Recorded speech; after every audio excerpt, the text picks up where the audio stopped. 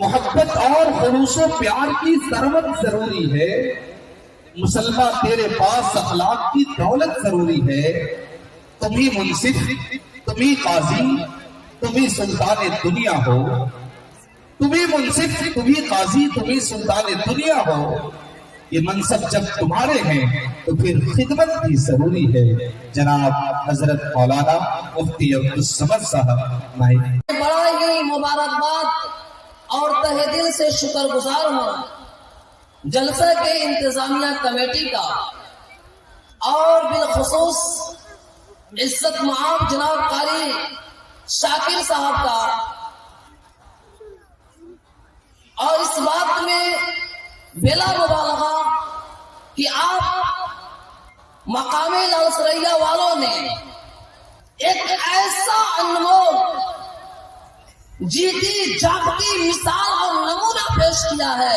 اس پنڈال کو سجا کر، اس کو بسا کر، واقع میں میدان محشر جب قائم ہوگا، اللہ کے دربار میں نیکیاں کب پڑ جائے گی، اعمال کب پڑ جائیں گے، رجسٹر کھل جائیں گے، اس وقت یاد رکھیے آپ لوگ، آپ کا یہ پیسہ، آپ نے جو یہ اپنے خون پسینہ کی کمائی سے جو اس پنڈال کو سجایا، مختلف جگہ سے علماء کو بلایا، کچھ دین کی باتوں کو سیکھنے اور سکھانے کا موقع فراہم کیا، یقین جانیے آج کی یہ رات، آج کا یہ اسٹیج کل قیامت کے دن یہ گواہ بنے گے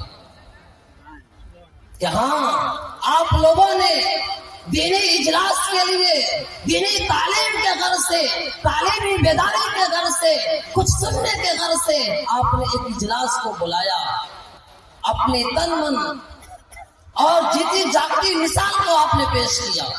اس کے لیے میں آپ لوگوں کو شکر گزار ہوں اور تہہ دل سے آپ کا استقبال کرتا ہوں۔ یقین جانیے کہ میں نے ایک حدیث پڑھی ہے کہ خیرکم من تعلم القرآن وعلمہ، کہ تم میں سب سے بہتر انسان، تم میں سب سے بہتر، سب سے اچھا انسان وہ ہے جس نے قرآن کریم کو سیکھا اور دوسروں کو سکھایا۔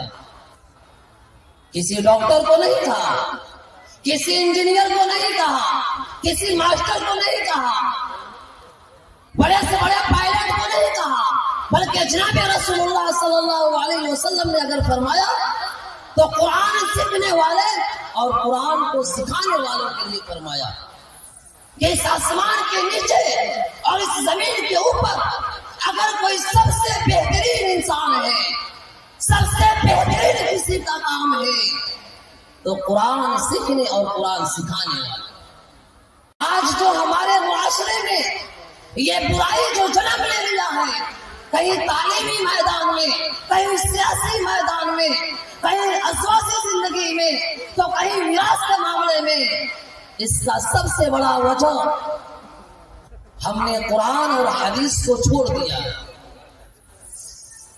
قرآن حدیث کو ماننا بند کر دیا ہے۔ ہماری محبت قرآن سے نہیں ہے، ہماری محبت حدیث سے نہیں ہے۔ آپ ذرا یاد کیجئے حضرت صدیق اکبر رضی اللہ عنہ کی محبت جناب رسول اللہ صلی اللہ علیہ وسلم سے ہوتی ہے۔ ایک مرتبہ حضرت صدیق اکبر رضی اللہ عنہ چلے آئے جناب رسول اللہ صلی اللہ علیہ وسلم کی خدمت میں اور کہنے لگے، یا رسول اللہ اجازت دے دیجئے مکہ کی زمین پر بیت اللہ کے آنگن میں دین اسلام کا دعوت دوں۔ جناب رسول اللہ صلی اللہ علیہ وسلم نے فرمایا، ابو بکر ابھی ہم کم ہیں، ذرا صبر کرو اس زمین پر۔ ابو بکر ماننے والے کہاں تھے؟ دوبارہ کہا، اللہ کے نبی حکم دے دیجئے، اجازت دے دیجئے، مکہ کی زمین پر بیت اللہ کے اندر ایک اللہ کے دین کی دعوت ہم دینے کے لیے تیار ہیں۔ حضرت ابو بکر کا بار بار سوال کی وجہ سے، بار بار کہنے کی وجہ سے جناب رسول اللہ صلی اللہ علیہ وسلم نے فرمایا ابو بکر اجازت ہے جاؤ جی بھر کر دعوت دو. حضرت صدیق اکبر وہاں سے تنہ تنہا پہنچتے ہیں مکہ المکرمہ کے اندر جہاں پہ عتبہ ابن ربیع موجود ہے.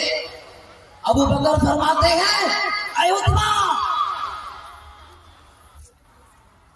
ایک اللہ کو مان لو, ایک محمد کے دین پر ایمان لا لو اور لا الہ الا اللہ کہہ لو, کامیاب ہو جاؤ گے.